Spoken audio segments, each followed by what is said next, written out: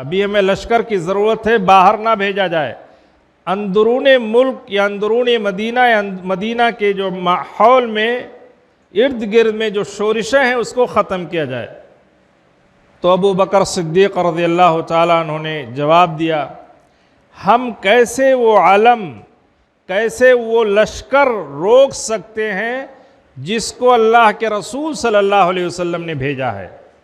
ہماری ہمت سکت نہیں ہے، اللہ کے رسول صلی اللہ علیہ وسلم نے بھیجا ہے، اس لشکر کو ہم روک نہیں سکتے، اس لشکر کو جانا ہی جانا ہے۔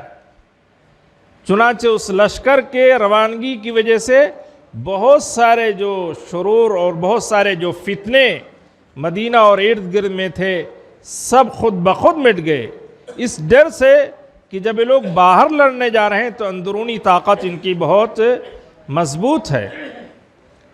تو ابو بکر صدیق رضی اللہ تعالیٰ عنہ نے اللہ کے رسول صلی اللہ علیہ وسلم کی اتباع میں یہ عمل، یہ کام کیا کہ ہم اس لشکر کو کیسے روک سکتے ہیں جس کو اللہ کے رسول صلی اللہ علیہ وسلم نے بھیجا ہے۔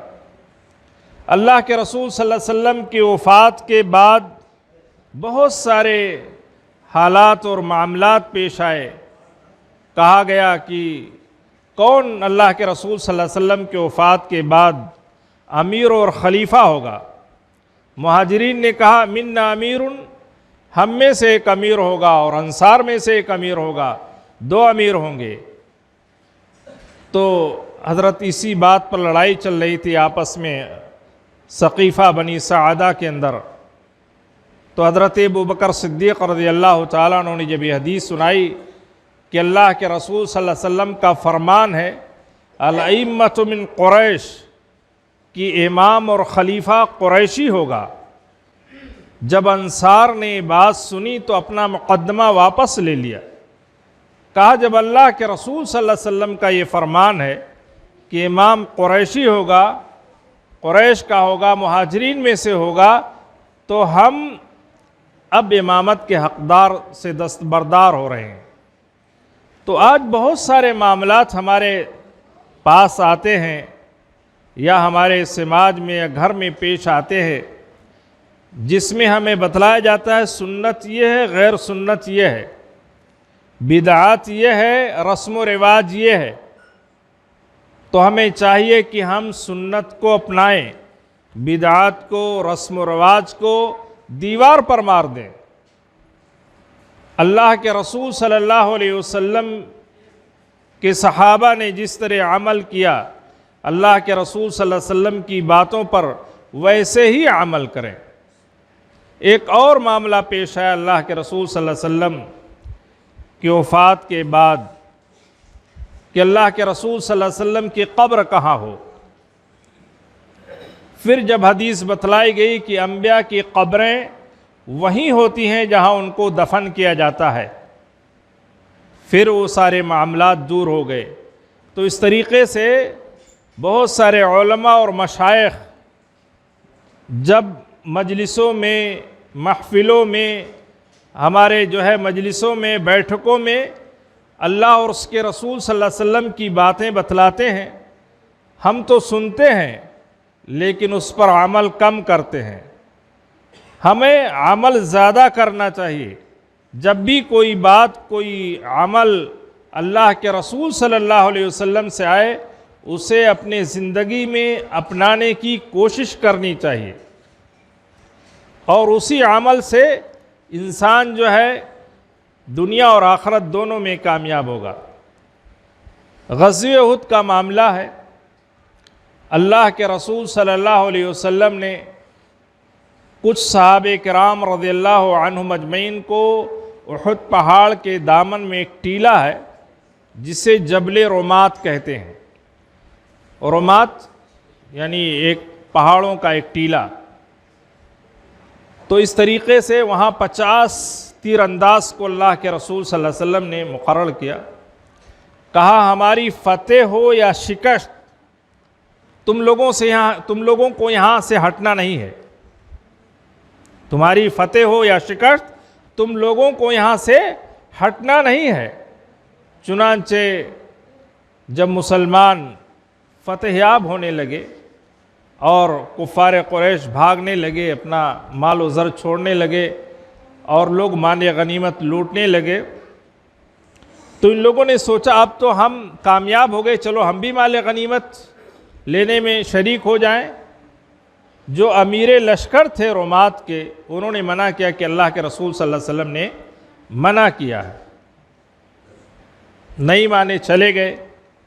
چند ہی لوگ بچے، اور ادھر سے ابو سفیان جو اس وقت مسلمان نہیں ہوئے تھے، دیکھا کہ میدان خالی ہے، پیچھے سے آئے اور ان تیر اندازوں کو مارا اور جا کر کے پیچھے سے مسلمانوں کو دبوچ لیا۔ مسلمان دو پارٹوں میں ہو گئے، آگے بھی مشرکین، پیچھے بھی مشرکین، بیچ میں مسلمان۔ اسی میں 70 صحابہ کرام رضی اللہ عنہم اجمعین شہید ہو گئے۔ تو دیکھیے اللہ کے رسول صلی اللہ علیہ وسلم کے حکم کی مخالفت میں جیتا ہوا جنگ جو ہے شکست میں تبدیل ہو گیا۔ تو ہم غور کریں کہ ہم کتنے اعمال ایسے کرتے ہیں اللہ کے رسول صلی اللہ علیہ وسلم کی مخالفت میں، تو ہمارے اندر وہ جذبہ، وہ دینی حمیت، وہ جوش، وہ برکت، وہ آسمانی نصرت و مدد کیسے آئے گی جب ایک مخالفت پر جیتی ہوئی جنگ جو ہے شکست میں تبدیل ہو گئی؟ تو ہم تو مخالفتوں کے پاس، ہمارے پاس انبار ہیں، ہر جو ہے آن ہم اللہ اور اس کے رسول صلی اللہ علیہ وسلم کی مخالفت میں لگے ہوئے ہیں۔ تو اس طریقے سے اللہ کے رسول صلی اللہ علیہ وسلم کے صحابہ کی زندگی سنت کی اتباع کی جو ہے جیتی جاگتی مثال اور نمونہ تھے۔ اللہ کے رسول صلی اللہ علیہ وسلم نے ایک صحابی رسول کو دیکھا کہ وہ اپنے ہاتھ میں، اپنے انگلیوں میں سونے کی انگوٹھی پہنے ہوئے ہیں۔ آپ نے جب دیکھا تو کہا کہ اللہ تعالیٰ نے اس امت کے مردوں پر سونا حرام قرار دیا ہے، اور اس کے بعد آپ نے فرمایا کہ تم میں سے کوئی آتا ہے اور اپنی انگلی میں جو ہے آگ کا انگارہ پہنتا ہے، پھر آپ نے نکال کر کے پھینک دیا۔ اس کے بعد اللہ کے رسول صلی اللہ علیہ وسلم چلے گئے۔ بعض صحابہ نے مشورہ دیا کہ یہ انگوٹھی سونے کی لے لیجئے، انتفع بھی، اس سے فائدہ اٹھائیے۔ کہا وہ انگوٹھی ہم کیسے لے سکتے ہیں جس کو اللہ کے رسول صلی اللہ علیہ وسلم نے پھینک دیا ہو؟ آج ہمارے شباب، نوجوان، اگر اللہ تعالیٰ نے ان کو نوازا ہے، ان کی محنت و جد و جہد اور کوششوں سے وہ ان کے پاس مال و دولت کی تھوڑی فراوانی آتی ہے، تو وہ چین پہنتے ہیں، کئی انگوٹھیاں پہنتے ہیں۔ اب تو جو ہے کان بھی چھدا لیتے ہیں، اور اس طریقے سے اس میں منری سنری باندھتے ہیں، پہنتے ہیں۔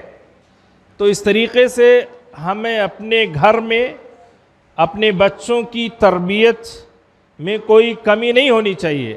ہمیں اپنے گھر کے بچوں کو یہ تعلیم دینی چاہیے کہ یہ انگوٹھیاں سونے کی، یہ چین یا اور قسم کی چیزیں جو یہ مرد حضرات پہنتے ہیں، یہ اس امت کے مردوں پر حرام ہے۔ حرام بہت ساری چیزیں ہیں، لیکن اس کی وعید بھی آئی ہے۔ اللہ کے رسول صلی اللہ علیہ وسلم نے فرمایا کہ آگ کا انگارہ ہے جو وہ پہنتا ہے۔ تو اس طریقے سے اللہ کے رسول صلی اللہ علیہ وسلم کی اتباع میں کہا، ہم وہ انگوٹھی نکال کے پھینک دیا اللہ کے رسول صلی اللہ علیہ وسلم نے، ہم وہ لے نہیں سکتے ہیں۔ تو اس طریقے سے ائمہ کرام رضی اللہ عنہم اجمعین، جن کو ہم امام مانتے ہیں اور جن کے پیروکار بھی دنیا میں ہیں، وہ سب اللہ کے رسول صلی اللہ علیہ وسلم کی پیروی کا حکم دیتے ہیں۔ امام مالک رحمہ اللہ علیہ ایک بار مسجد نبوی میں درس دے رہے تھے، اور اللہ کے رسول صلی اللہ علیہ وسلم کے قبر کی طرف اشارہ کر کے کہا، کل قول راج مردود الا صاحب هذا القبر، ہر آدمی کی بات لی جا سکتی ہے اور رد بھی کی جا سکتی ہے، مگر اس قبر والے کی بات ساری کی ساری لی جائے گی، کوئی بات رد نہیں کی جائے گی، ساری بات تسلیم کی جائے گی۔ کیوں؟ کیونکہ اللہ تعالیٰ نے ہمیں اللہ کے رسول صلی اللہ علیہ وسلم کی اتباع کا حکم دیا ہے، اور اللہ کے رسول صلی اللہ علیہ وسلم پر اللہ کے رسول صلی اللہ علیہ وسلم جو بات کہتے ہیں وہ سب کی سب وحی ہوتی ہے۔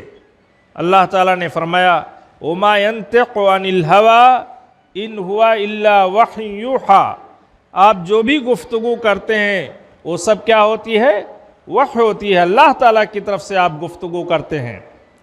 تو اس طریقے سے امام ابو حنیفہ رحمہ اللہ علیہ نے بھی کہا کہ اگر میری بات قول رسول سے ٹکرائے تو میری بات کو دیوار پر مار دو، اور ایک بار کہا اذا صح حدیث فہو مذہبی، جب کوئی حدیث صحیح مل جائے تو وہی میرا مسلک اور وہی میرا مذہب ہے۔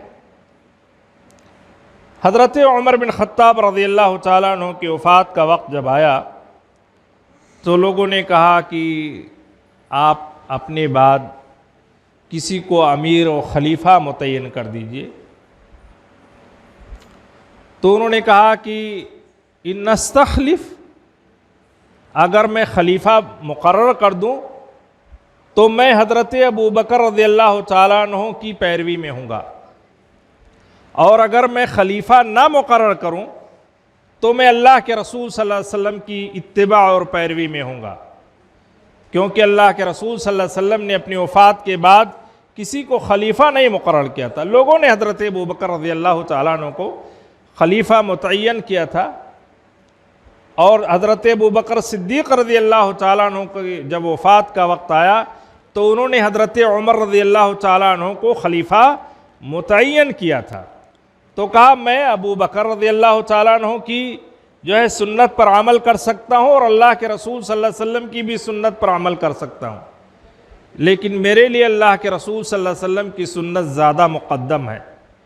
چنانچہ حضرت عمر رضی اللہ تعالیٰ عنہ نے کوئی خلیفہ مقرر نہیں کیا۔ ہاں ایک مشورہ کمیٹی بنائی، کہا کہ آپ لوگ جو ہے آپس میں خلیفہ طے کر لینا، اس میں میرا بیٹا بھی ہوگا لیکن میرا بیٹا خلیفہ نہیں ہوگا۔ تو اس طریقے سے حضرت عمر رضی اللہ تعالیٰ عنہ سنت کی پیروی میں آگے آگے تھے۔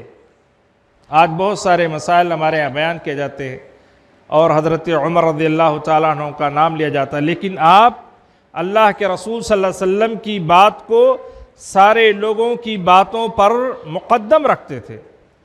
حضرت عمر رضی اللہ تعالیٰ عنہ ہی ہیں کہ جب آپ خانہ کعبہ کا طواف کرنے لگے تو طواف کے دوران ٹھہر گئے اور لوگوں کا مجمع ٹھہر گیا، اور آپ نے مخاطب ہو کر کے حجر اسود کی طرف کہا اعلم انک حجر یا عالم انک حجر، میں جانتا ہوں کہ تو پتھر ہے۔ حالانکہ وہ پتھر کیسا پتھر ہے؟ وہ جنتی پتھر ہے، مبارک پتھر ہے۔ اللہ کے رسول صلی اللہ علیہ وسلم نے فرمایا کہ یہ پتھر سفید تھا لیکن سودتہ خطایا بنی آدم، بنی آدم کی غلطیوں اور گناہوں نے چومتے چومتے اسے کالا کر دیا۔ تو اس حجر اور پتھر حجر اسود کی طرف اشارہ کرتے ہوئے کہا عالم انک حجر لا تضر ولا تنفع، نہ تو نقصان پہنچاتی ہے نہ نفع پہنچاتی ہے، تو پھر تمہیں کوئی فائدہ نہیں ہے بوسہ دینے کا، لیکن ایک فائدہ ہے کہ اس پتھر کو اللہ کے رسول صلی اللہ علیہ وسلم نے بوسہ دیا ہے، اس لیے آپ کی اقتداء اور پیروی میں ہم اس پتھر کو بوسہ دے رہے ہیں۔ تو اللہ کے رسول صلی اللہ علیہ وسلم کی اتباع اور پیروی میں ہمیں وہ سارے اعمال، وہ ساری چیزیں کرنی چاہیے، اگرچہ ہمیں کوئی چیز ناپسند بھی لگے، لیکن اگر معلوم ہو کہ اللہ کے رسول صلی اللہ علیہ وسلم نے عمل کیا ہے تو ہمیں عمل کرنا چاہیے۔ حضرت عبداللہ بن عمر رضی اللہ تعالیٰ عنہ فتح مکہ کے وقت اللہ کے رسول صلی اللہ علیہ وسلم خانہ کعبہ میں جا کر کے آپ نے نماز پڑھی، پھر اس کے بعد عبداللہ بن عمر رضی اللہ تعالیٰ عنہ جب داخل ہوئے خانہ کعبہ میں تو حضرت بلال رضی اللہ تعالیٰ عنہ سے پوچھا کہ یہ بتاؤ کہ اللہ کے رسول صلی اللہ علیہ وسلم نے کہاں نماز پڑھی تھی؟ بتایا کہ یہ فلاں کھمبے کے آگے اور پیچھے آپ ہی کھڑے ہو کر کے نماز پڑھی۔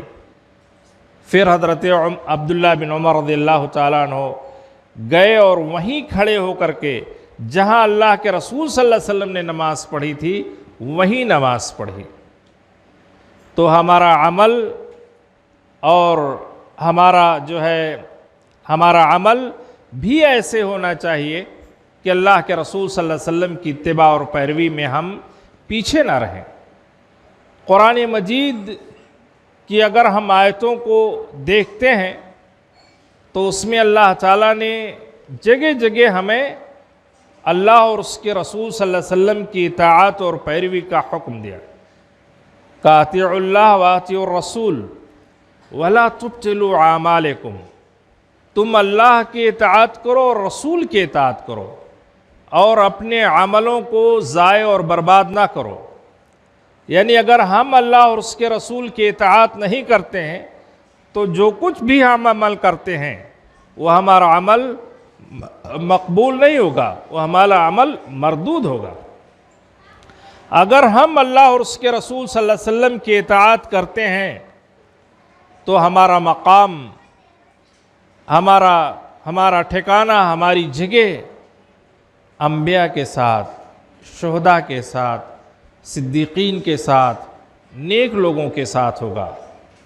اللہ تعالیٰ نے فرمایا وَمَن يُطِعِ اللَّهَ وَالرَّسُولَ، جو اللہ اور اس کے رسول کی اطاعت کرتا ہے، وَمَن يُطِعِ اللَّهَ وَالرَّسُولَ فَأُولَٰئِكَ مَعَ الَّذِينَ أَنْعَمَ اللَّهُ عَلَيْهِمْ، تو وہ ان لوگوں کے ساتھ ہوگا جن پر اللہ تعالیٰ نے انعام کیا ہے، من النبیین، نبیوں کے ساتھ، شہداء کے ساتھ، صدیقین کے ساتھ، شہداء کے ساتھ اور نیکوکار کے ساتھ، وحسن اولئک رفیقا، اور یہ بہترین جو ہے ساتھی ہیں۔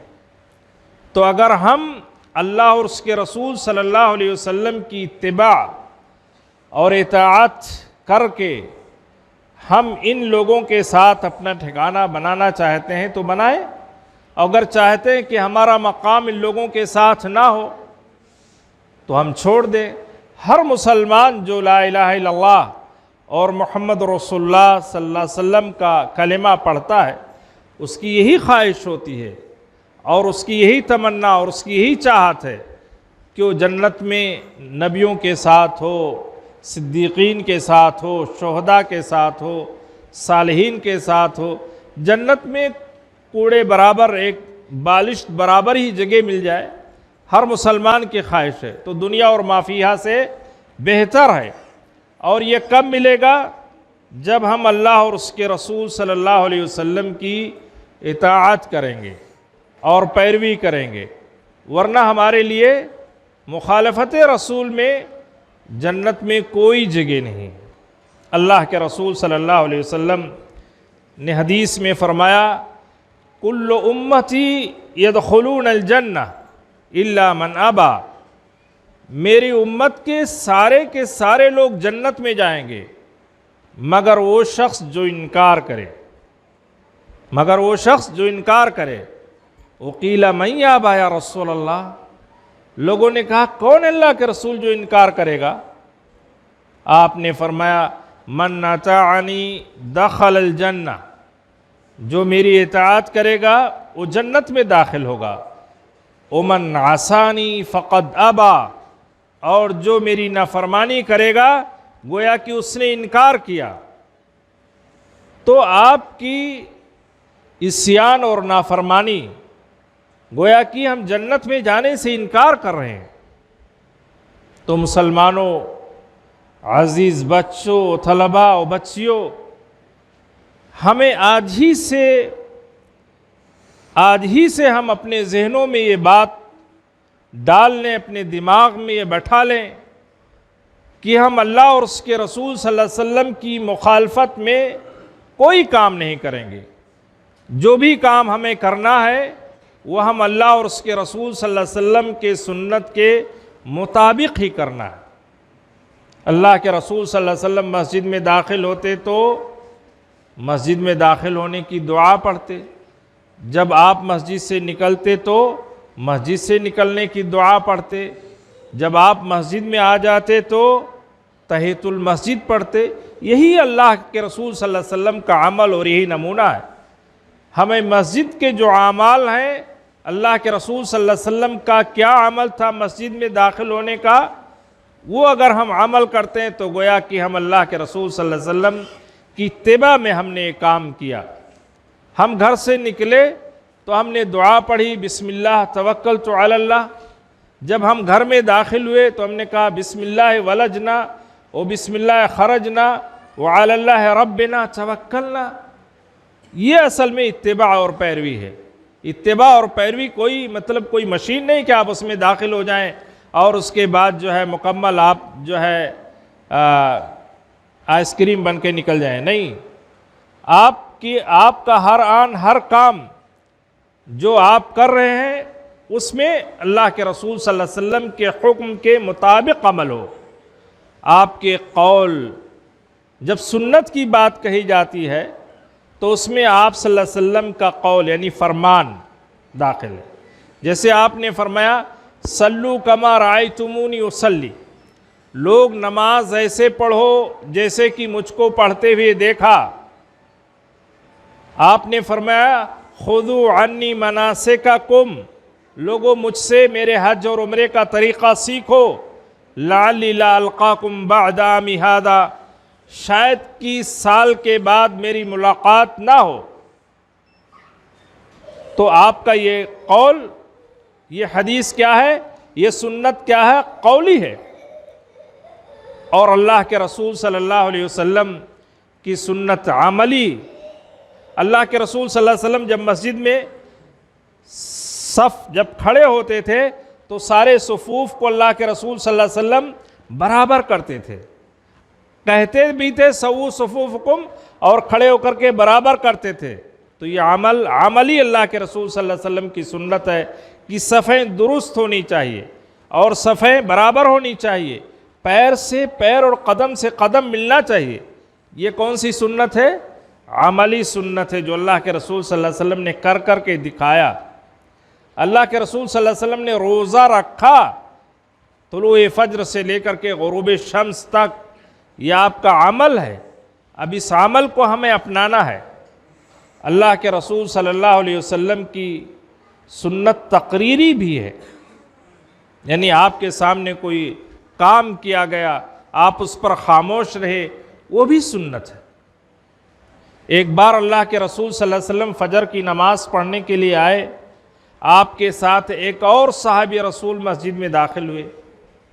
آپ نماز سے فارغ ہوئے، سلام پھیرا تو جو آپ کے ساتھ آئے تھے مسجد میں وہ کھڑے ہو کر کے 2 رکعت نماز پڑھنے لگے۔ تو آپ نے پوچھا یہ کون سی نماز پڑھ رہے ہو؟ کہ اللہ کے رسول فجر سے پہلے جو 2 سنت ہے وہ مجھ سے چھوٹ گئی تھی، اس کو میں پڑھ نہیں سکا، اس لیے فرض نماز کے بعد میں اس کو پڑھ رہا ہوں۔ فسکت رسول اللہ صلی اللہ علیہ وسلم، اللہ کے رسول صلی اللہ علیہ وسلم خاموش ہو گئے۔ تو یہ آپ کی خاموشی یہ جو ہے بتاتی ہے کہ آپ کا عمل درست ہے۔ اسی کو تقریری سنت کہتے ہیں، تقریری حدیث کہتے ہیں۔ تو ہمیں اللہ کے رسول صلی اللہ علیہ وسلم کی سنت پر عمل کرنا ہمارے لیے بے حد ضروری ہے، زندگی کا لازمہ ہے۔ اللہ تعالیٰ نے فرمایا فَلْيَحْذَرِ الَّذِينَ يُخَالِفُونَ عَنْ أَمْرِهِ أَن تُصِيبَهُمْ فِتْنَةٌ أَوْ يُصِيبَهُمْ عَذَابٌ أَلِيمٌ۔ لوگوں کو چاہیے کہ ڈر جائیں، خوف زدہ ہو جائیں، جو آپ کے حکم کی مخالفت کرتے ہیں، جو آپ کے حکم کی مخالفت کرتے ہیں، ان تصیبہم فتنہ، کہ انہیں کوئی فتنہ پکڑ لے، اور یصیبہم عذاب علیم، یا انہیں کوئی دردناک عذاب آ جائے۔ آج کتنے لوگ ہیں جو اللہ کے رسول صلی اللہ علیہ وسلم کی حدیثوں کا انکار تو کرتے ہی ہیں، مذاق بھی اڑاتے ہیں۔ جو لوگ حدیثوں کا مذاق اڑاتے ہیں، انکار بھی کرتے ہیں، تو گویا کہ وہ اللہ کے رسول صلی اللہ علیہ وسلم کی سنت کی یا اللہ کے رسول صلی اللہ علیہ وسلم کی مخالفت کرتے ہیں۔ تو ہمیں نہ آپ صلی اللہ علیہ وسلم کی حدیثوں کا انکار کرنا ہے، نہ آپ کی حدیثوں اور سنتوں کا استہزاء کرنا ہے۔ ہمارے بہت سارے احباب جب نماز میں رفع الیدین کرتے ہیں تو کہتے ہیں مکھی مار رہے ہیں، یا تو یہ استہزاء ہے سنت کا۔ بخاری اور مسلم کتب حدیث میں اللہ کے رسول صلی اللہ علیہ وسلم سے رفع الیدین کا ثبوت ملتا ہے۔ ہاں آپ عمل نہیں کرتے ہیں تو آپ نہ کیجیے، لیکن اگر استہزاء کرتے ہیں تو گویا کہ مخالفت ہو رہی ہے۔ اللہ تعالیٰ نے فرمایا فَلْيَحْذَرِ الَّذِينَ يُخَالِفُونَ عَنْ أَمْرِهِ۔ ایک حدیث کے اندر آیا ہے کہ جو اپنی صفوں کو درست نہیں کرتے ہیں، اپنے صفوں کو درست نہیں کرتے ہیں اور امام کے رکوع سے پہلے اٹھ جاتے ہیں، امام کے رکوع سے اٹھنے سے پہلے اٹھ جاتے ہیں، قریب ہے کہ اللہ تعالیٰ ان کے چہرے کو حمار، گدھے جیسا بنا دے۔ یحول اللہ رأسہ رأس حمار۔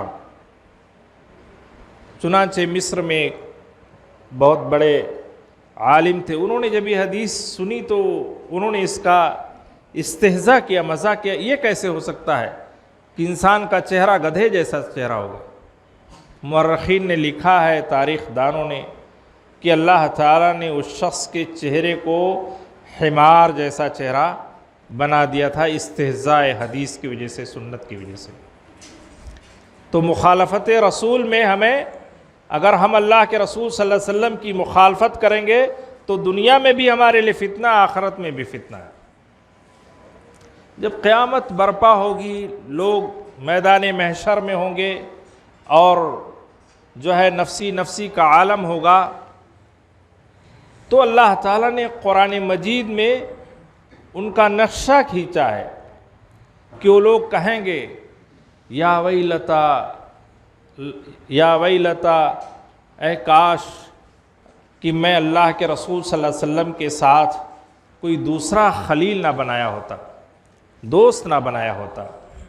یہ افسوس کریں گے، کاش میں اللہ کے رسول صلی اللہ علیہ وسلم ہی کو دوست بنایا ہوتا، کسی اور کو دوست نہ بنایا ہوتا۔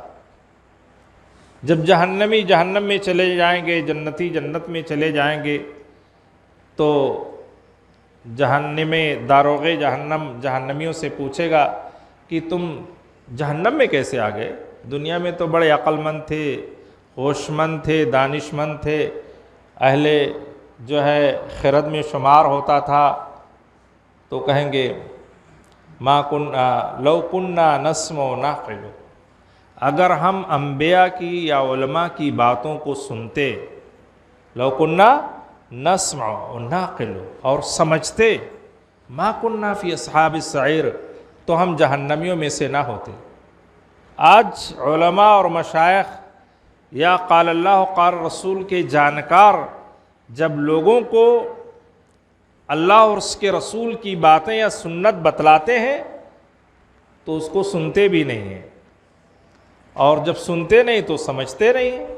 تو ضروری ہے کہ ہم اللہ اور اس کے رسول صلی اللہ علیہ وسلم کی باتوں کو غور سے سنیں اور اس کو سمجھیں، تدبر کریں، اس پر عمل کرنے کی کوشش کریں، اسی میں ہمارے لیے دنیا اور آخرت کی بھلائی اور کامیابی ہے۔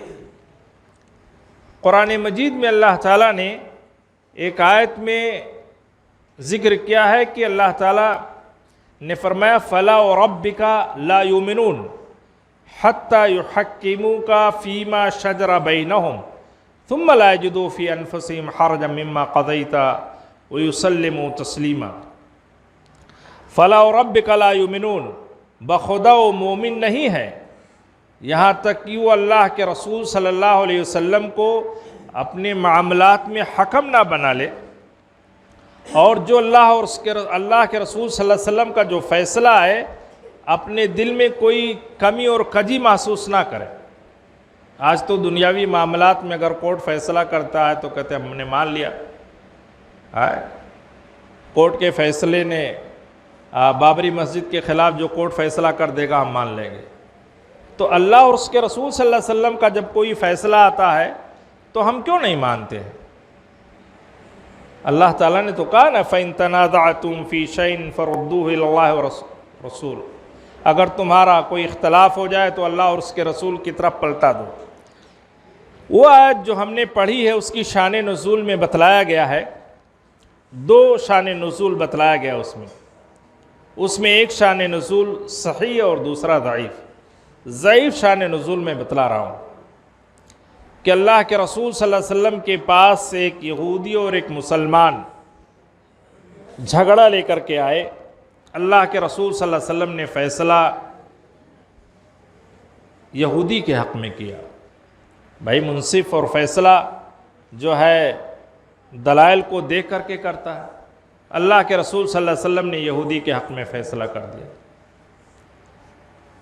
مسلمان نے کہا کہ چلو ہم حضرت عمر کے پاس چلتے ہیں۔ حضرت عمر تھوڑا بہت ہی غیظ و غضب شدید تھے، سخت تھے، تو کہا یہودیوں پر حضرت عمر رضی اللہ تعالیٰ عنہ کفار پر سخت ہیں، چلیں ابھی جو ہے اس کے خلاف فیصلہ ہوگا۔ یہودی نے کہا ہم لوگ اللہ کے رسول صلی اللہ علیہ وسلم کے پاس گئے تھے اور اللہ کے رسول نے ہمارے حق میں فیصلہ کیا۔ اس کے بعد وہ آدمی حضرت عمر رضی اللہ تعالیٰ عنہ نے کہا کہ ٹھیک ہے بیٹھو، میں اندر سے آ رہا ہوں۔ حضرت عمر رضی اللہ تعالیٰ عنہ تلوار لائے اور اس مسلمان کی گردن اڑا دی۔ کہا ھذا قضاء من لم یرض بقضاء رسول اللہ، یہ اس شخص کا فیصلہ ہے جو اللہ کے رسول صلی اللہ علیہ وسلم کے فیصلے سے راضی نہ ہو۔ تو اللہ کے رسول صلی اللہ علیہ وسلم کا فیصلہ ہمارے لیے جو ہے حرز جاں ہے، ایمان کا حصہ ہے۔ تو اس طریقے سے ہمیں چاہیے کہ ہم اللہ اور اس کے رسول صلی اللہ علیہ وسلم کی باتوں کو اپنی زندگی میں، اپنے زندگی کے ہر عنوان میں عمل کرنے کی کوشش کریں اور اس سے دور نہ بھاگیں۔ ہم اللہ اور اس کے رسول صلی اللہ علیہ وسلم کی باتوں کو جو ہے کسی پیر یا شیخ یا امام کی باتوں پر عمل کر کے اس کو رد نہ کریں کہ ہمارے امام نے، ہمارے شیخ نے، ہمارے پیر نے، ہمارے استاد نے یہ کہی اور آپ اللہ کے رسول صلی اللہ علیہ وسلم کی یہ حدیث سنا رہے ہیں۔ ہاں، سارے اماموں نے، سارے پیروں نے یہ بات کہی ہے کہ اگر ہماری بات اللہ اور اس کے رسول کی بات سے ٹکرائے تو میری بات کو چھوڑ دینا۔ حضرت عیسیٰ علیہ السلام کا ذکر اللہ تعالیٰ نے قرآن مجید میں کیا ہے کہ قیامت کے دن اللہ تعالیٰ عیسیٰ علیہ السلام سے پوچھیں گے کہ عیسیٰ علیہ السلام سے پوچھیں گے کہ کیا آپ نے عیسائیوں سے یا اپنے پیروکاروں سے، اپنے امتیوں سے کہا تھا کہ تم میری عبادت کرو یا مجھے اور میری ماں کو خدا بنا لو؟ تو عیسیٰ علیہ السلام کہیں گے ما قلت لہم الا ما امرتنی، اے اللہ تعالیٰ میں نے وہی بات کہی ہے جس کا تو نے مجھے حکم دیا ہے، یعنی انکار کریں گے۔ تو ایسے ہی ائمہ قیامت کے دن براءت کا اظہار کریں گے اپنے پیروکاروں سے کہ اللہ تعالیٰ ہم نے یہ بات نہیں کہی تھی، انہوں نے خود مجھ کو اپنا پیشوا اور امام مقرر کر لیا اور اللہ کے رسول صلی اللہ علیہ وسلم کی باتوں کو چھوڑ کر کے ہماری باتوں پر عمل کرنے لگے، حالانکہ ہم نے کہا تھا کہ اگر اللہ کے رسول صلی اللہ علیہ وسلم کی بات صحیح بات مل جائے تو میری بات کو لے لینا، میری بات کو چھوڑ دینا اور اللہ کے رسول صلی اللہ علیہ وسلم کی بات کو لے لینا۔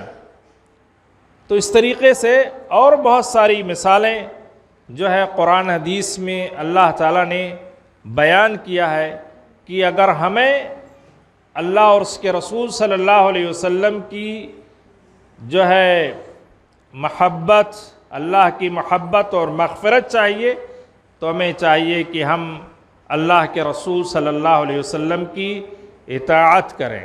اللہ تعالیٰ نے فرمایا فاتبعونی یحببکم اللہ ویغفر لکم ذنوبکم، لوگو میری اتباع کرو، اللہ تمہیں محبوب بنا لے گا، تم سے محبت کرے گا اور تمہارے گناہوں کو بخش دے گا۔ تو اس طریقے سے اللہ تعالیٰ نے ہمیں اپنی اطاعت کا اور سنت کی پیروی کا اور عمل کرنے کا حکم قرآن و حدیث میں دیا ہے۔ اللہ تعالیٰ نے فرمایا وَمَا آتَاكُمُ الرَّسُولُ فَخُذُوهُ، اللہ کے رسول صلی اللہ علیہ وسلم جو تمہیں دے اسے لے لو، وَمَا نَهَاكُمْ عَنْهُ فَانْتَهُوا، اور جس چیز سے تمہیں روکے اس سے رک جاؤ۔ یہ تو آپ کی زندگی میں تھا کہ آپ جس چیز کا حکم دے رہے ہیں اس کو لے لینا ہے، اور جس چیز سے آپ صلی اللہ علیہ وسلم روک رہے ہیں اس سے رک جانا ہے۔ لیکن آپ کی زندگی کے بعد اللہ کے رسول صلی اللہ علیہ وسلم پر نازل شدہ قرآن یہ تا قیامت رہے گا۔ تو اللہ کے رسول صلی اللہ علیہ وسلم پر جو قرآن نازل ہوا تو ہمیں قرآن میں جو ہے اور اللہ کے رسول صلی اللہ علیہ وسلم کے فرمان میں ہے اسی پر عمل کرنا ہے۔ آپ صلی اللہ علیہ وسلم نے حجۃ الوداع کے موقع پر فرمایا تھا ترکت فیکم امرین، اے لوگوں میں تمہارے درمیان دو چیزیں چھوڑ کے جا رہا ہوں، لن تضلوا ما ان تمسکتم بہما، تم ہرگز گمراہ نہیں ہوگے جب تک کہ تم ان دونوں کو مضبوطی سے پکڑے رہو گے، کتاب اللہ و سنتی، اللہ کی کتاب یعنی قرآن مجید اور میری سنت، جب تک کہ تم ان دونوں کو مضبوطی سے پکڑے رہو گے کبھی بھی گمراہ نہیں ہوگے۔ تو ہمیں اللہ تعالیٰ نے اور اللہ کے رسول صلی اللہ علیہ وسلم نے، اور قیامت کے دن ہمیں اس کے بارے میں سوال بھی ہوگا۔ اللہ تعالیٰ نے فرمایا فَلَنَسْأَلَنَّ الَّذِينَ أُرْسِلَ إِلَيْهِمْ وَلَنَسْأَلَنَّ الْمُرْسَلِينَ، ہم ان لوگوں سے پوچھیں گے جن کی طرف ہم نے رسولوں کو بھیجا تھا کہ کیا تم نے رسولوں کی پیروی کی نہیں کی، ہم سے پوچھا جائے گا۔ وَلَنَسْأَلَنَّ الْمُرْسَلِينَ، اور مرسلین یعنی رسولوں سے بھی پوچھا جائے گا کیا تم نے آپ لوگوں کو جو باتیں دی گئی تھیں اللہ تعالیٰ کی طرف سے، جو باتیں بتلائی گئی تھیں، وحی جو ہوا تھا، کیا آپ نے امت کو پہنچایا کہ نہیں پہنچایا؟ تو امتیوں سے بھی سوال ہوگا اور نبیوں سے بھی اللہ تعالیٰ پوچھے گا۔ مرنے کے بعد جب آدمی قبر میں جاتا ہے تو 3 سوال اس سے پوچھا جاتا ہے جو بہت ہی معروف اور مشہور ہے۔ اس میں ایک سوال ہے من ربک، تمہارا رب کون ہے؟ اللہ تعالیٰ کے بارے میں پوچھا جائے گا۔ تو جب ہم اللہ کو رب، خالق، الہ اور معبود مانیں گے تبھی تو ہم اس کا جواب دے پائیں گے ربی اللہ۔ آج کتنے مسلمان ایسے ہیں دنیا میں اور ہم لوگوں کے اس علاقے اور منطقے میں جو اللہ تعالیٰ کی معرفت اور اللہ تعالیٰ کی جو وحدانیت ہے اس سے ناواقف ہے، یعنی اللہ کا ذکر ہی نہیں۔ جیسے یہاں لکھا ہوا لا الہ الا اللہ محمد الرسول اللہ، تو محمد الرسول اللہ جس کا بیان میں کر رہا ہوں، محمد الرسول اللہ کا تو ذکر کثرت سے ہوتا ہے لیکن لا الہ الا اللہ کا ذکر معدوم ہے۔ ہماری محفلوں سے، ہماری مجلسوں سے، ہمارے جو ہے جلسوں سے، سیرت اور جو ہے کانفرنسوں سے لا الہ الا اللہ کا ذکر غائب ہے، حالانکہ سب سے پہلا بیان لا الہ الا اللہ کا ہونا چاہیے۔ کہیں توحید کانفرنس لکھتے، دیکھتے، سنتے نہیں نظر آ رہا ہے۔ تو من رب کا جو پہلا سوال ہوگا کہ تمہارا رب کون ہے، اور دوسرا سوال ہوگا ما دینوں کا، تمہارا دین کیا ہے۔ دین کی جب بات آتی ہے تو دین نام ہی ہے قرآن اور حدیث کا، دین نام ہی ہے قرآن اور حدیث کا۔ اللہ تعالیٰ نے فرمایا وَمَن يَبْتَغِ غَيْرَ الْإِسْلَامِ دِينًا، جو اسلام کے علاوہ دین تلاشتا ہے اللہ تعالیٰ اس دین کو قبول نہیں کرے گا۔ اگر ہم سے کوئی نان مسلم پوچھے کہ دین کس چیز کا نام ہے تو ہم کیا جواب دیں گے؟ ہم یہ کہیں گے قرآن اور حدیث کا نام دین ہے، اور اسلام کیا ہے؟ قرآن حدیث ہے، اسی کا نام اسلام ہے، اور قرآن حدیث ہی اسلام ہے۔ تو اس طریقے سے جب قرآن حدیث دین اور اسلام ہے تو قرآن حدیث کا جاننا بھی ضروری ہے، اس پر عمل کرنا بھی ضروری ہے، اس کی نشر و اشاعت بھی ضروری ہے۔ تیسرا سوال ہوگا من نبیوں کا، آپ کے نبی کون ہے؟ تو اگر ہم نے دنیا میں محمد رسول اللہ کا اقرار کیا ہے اور ہم آپ کی اتباع میں، آپ کی پیروی میں، آپ کی سنت میں ہم نے اپنی زندگی گزاری ہے، تو ہم اس کا جواب دے پائیں گے، ورنہ ہم جواب نہیں دے پائیں گے۔ یعنی کوئی قبر میں عہد نامہ یا صحیفہ نامہ یا قرآن یا کوئی کتاب رکھنے سے جواب نہیں دے پائیں گے۔ عمل سے زندگی بنتی ہے، جنت بھی جہنم بھی ایک خاکی اپنی فطرت میں نہ نوری ہے نہ ناری ہے۔ تو اس طریقے سے یہ 3 سوال، ان میں ایک سوال اللہ کے رسول صلی اللہ علیہ وسلم کے تعلق سے سوال ہوگا، تو ہمیں اپنی زندگی میں اللہ کے رسول صلی اللہ علیہ وسلم کی محبت اور سنت کو اپنانے کا جذبہ کوٹ کوٹ کر کے ہونا چاہیے۔ پھر اس سنت کی نشر و اشاعت کے لیے بھی تگ و دو ہونی چاہیے۔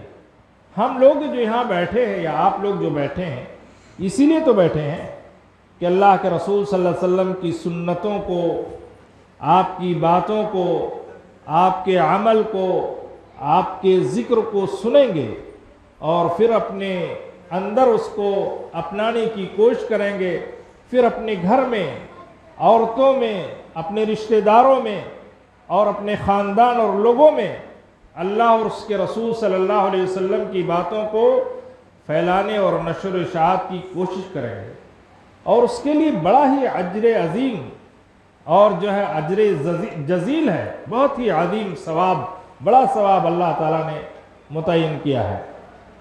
ایک بار اللہ کے رسول صلی اللہ علیہ وسلم نے فرمایا نظر اللہ امرأن سمع مقالتی ثم وعاها فحفظها فأداها كما سمعها۔ اللہ تعالیٰ اس شخص کے چہرے کو تر و تازہ کرے، جو لوگ سنتوں پر عمل کرتے ہیں ان کے چہرے ہمیشہ منور رہتے ہیں، چاہے وہ داڑھی کی سنت ہو، چہرے پہ اگر داڑھی ہی سنت ہے تب بھی چہرہ منور رہتا ہے، اس کے علاوہ اور جو اعمال سنت کے وہ عمل کرتا ہے تو اس کا چہرہ منور رہتا ہے۔ کہا نظر اللہ امرأن سمع مقالتی، جس نے میری بات کو، میری حدیثوں کو سنا، پھر اس کو یاد کیا، پھر اس کو جو ہے لوگوں تک پہنچایا جیسے اس نے سنا تھا، تو یہ فضیلت کہ اللہ تعالیٰ اس کے چہرے کو تر و تازہ کرے، یہ تازگی ہمارے اندر آئے گی جب ہم اللہ کے رسول صلی اللہ علیہ وسلم کی سنت پر عمل کریں گے اور اس کو پھیلائیں گے، نشر و اشاعت کریں گے، لوگوں میں بیان کریں گے، احادیث کو بیان کر کے اللہ کے رسول صلی اللہ علیہ وسلم کی سنتوں کو بیان کریں گے، تب اللہ تعالیٰ ہمارے چہروں کو تر و تازہ کرے گا۔ غزوہ خیبر کے موقع پر اللہ کے رسول صلی اللہ علیہ وسلم نے حضرت علی بن ابی طالب رضی اللہ تعالیٰ عنہ کو مخاطب کر کے ہوئے کہا لَأَن يَهْدِيَ اللَّهُ بِكَ رَجُلًا وَاحِدًا خَيْرٌ لَكَ مِنْ حُمْرِ النَّعَمِ۔ ٹائم ہو جائے گا تو بتائیے۔ لَأَن يَهْدِيَ اللَّهُ بِكَ رَجُلًا وَاحِدًا خَيْرٌ لَكَ مِنْ حُمْرِ النَّعَمِ۔ اگر اللہ تعالیٰ آپ کے ہاتھ پر ایک آدمی کو ہدایت دے دے گا تو وہ سرخ اونٹ سے بہتر ہے، سرخ اونٹ سے بہتر ہے۔ آپ کے ہاتھ پر ایک آدمی نمازی ہو جائے، روزے دار ہو جائے، موحد ہو جائے، بدعاتوں کو چھوڑ دے، سنت پر عمل کرنے لگے، تو سرخ اونٹ سے بہتر ہے۔ تو ہمیں یہ جو ہے اجر حاصل کرنے کی کوشش کریں نہیں چاہیے۔ حجۃ الوداع کے موقع پر اللہ کے رسول صلی اللہ علیہ وسلم نے کہا یہ جو میں بات بتلا رہا ہوں فَلْيُبَلِّغِ الشَّاهِدِ الْغَائِبَ، جو لوگ حاضر ہیں وہ غائب لوگوں کو بتلا دے۔ ایسا نہیں کہ جو سن لیا نہیں، سنا آپ نے، آپ کے پیچھے جو لوگ ہیں ان کو آپ جا کر کے بتا دیں۔